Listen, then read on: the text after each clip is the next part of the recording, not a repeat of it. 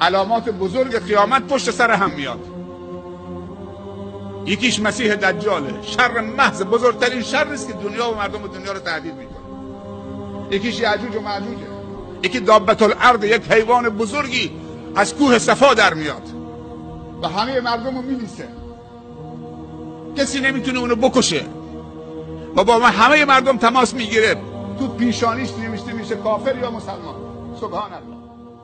و یکی از علامات بزرگ این که خورشید دیگه از مغرب طلوع بکنه. پیامبر صلی الله علیه و سلم میفرمایند بدترین شری و خطرناکترین شری که امت منو تهدید میکنه دجاله. زنده است. یعجوج و معجوج زنده هستن، اما کجا هستن؟ در چین هستن. در کجا هستن؟ ذوالقرنین صدی رو بنا کرده، هر روز یه شکافی تو صد ایجاد کردن و نزدیک که چه؟ حتی خود پیامبر صلی الله علیه و سلم یکی از علامات قیامت بوده. 1400 سال پیش، 400 خورده سال پیش پیامبر که مبعوث شد، خود پیامبر جز علامات نزدیک شدن قیامته، ولی الان 1000 خورده سال گذشته. میگه اگر اون روزی که دجال مطرح میشه میاد بیرون و کل دنیا میره با همه مردم صحبت میکنه، 40 روز در دنیا میمونه، سرعتش مثل سرعت ابر که باد پشتشه، با همه مردم تماس میگیره، میگه من خدام، قدرت نمایی میکنه، به زمین میگه هرچی درخت داری بوته داری برویان، به آسمان میگه ببار میباره، آدم میکشه از وسط دونس میکنه، دوباره زنده میکنه. فتنه است، تو یک دستش بهشت، تو یک دستش جهنمه. ولی اون دروغگوست، یک چشم بیشتر نداره، یک چشم دیگهش گوشته. مسیح دجال تو هر شهر و روستا و کشوری و ملکی میره، به جز در مکه و مدینه نمیتونه وارد بشه.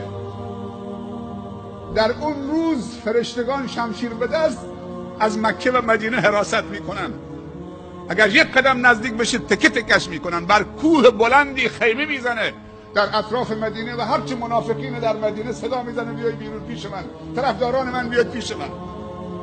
پیامبر صلی الله علیه و سلم میفرمایند اگر من زنده بودم از امتم دفاع میکنم، اما اگر در زمانی غیر از زمان من ظهور کرد، این اوصافشه، فریبش نکنید. بیشتر طرفدارانش یهودن و سرمایه‌داران و زنها. در روایات وارد شده که از خراسان ایران یا از اصفهان خارج میشه. وقتی از اصفهان خارج میشه 70,000 یهود اصفهان همراهشن. دجال که ظهور پیدا میکنه، خداوند عیسی مسیح را میفرسته دوباره به دنیا، در حالی که 2 دستش بر 2 بال فرشتگانه، از آسمان میاد پایین، کنار منارة البیضاء شرقی دمشق. این دمشقی که الان پایتخت سوریه است، چقدر مسلمان کشی داره توش میشه. سرزمین شام سرزمین محشره. دجال بزرگ آخرالزمان در شام کشته میشه به دست عیسی مسیح، در محلی به اسم باب لد در فلسطین. وقتی گفتیم شام 4 کشوره، فلسطین، اردن، سوریه و لبنان، این 4 کشور بهش میگن شام. عیسی مسیح در حالی که 2 دستش بر 2 بال فرشتگانه میاد پایین، کنار منارة البیضاء، مناره سفید در دمشق، شرقی دمشق. و وقتی میاد به دنیا اولین کاری که میکنه میگه اشهد ان لا اله الا الله و اشهد ان محمدا عبده و رسوله، شهاده به اسلام میده. پس تنها کسی که پیغمبری که بعد از پیامبر صلی الله علیه و سلم به زمین میاد عیسی مسیحه.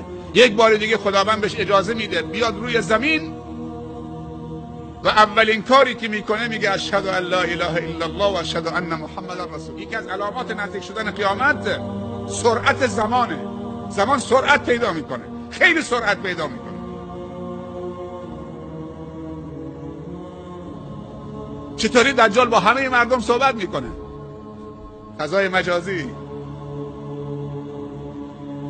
الان این پخش زنده است، تو کل دنیا الان دارن میشنون.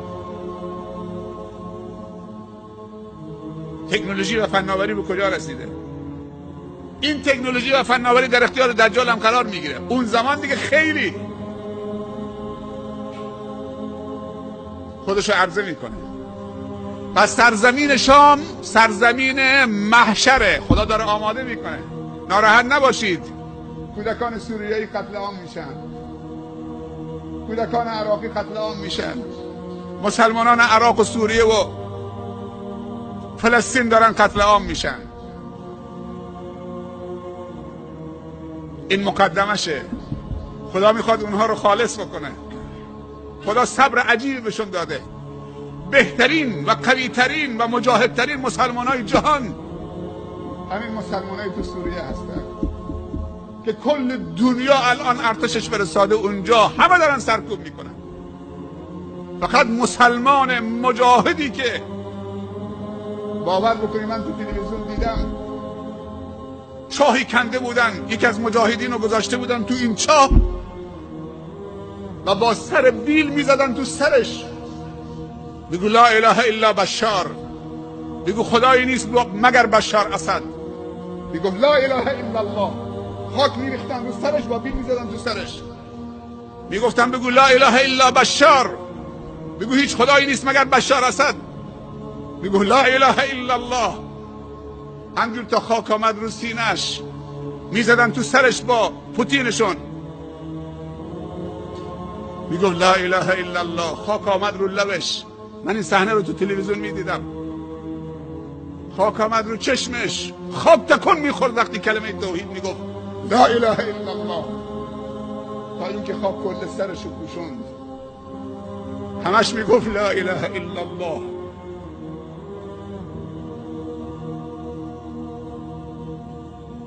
پس سرزمینی که محشر برپا میشه سرزمین شام و بزرگترین فتنه هم از اونجا خاموش میشه اون فتنه. و عیسی مسیح هم در منارة البیضاء شرقی دمشق در حالی که دستاش رو دوتا بال فرشته هاست میاد پایین، شهاده به اسلام میده، صلیب خورد میکنه. ای دروغگوها، ای مسیحی های صلیبی ها، دین اسلامه.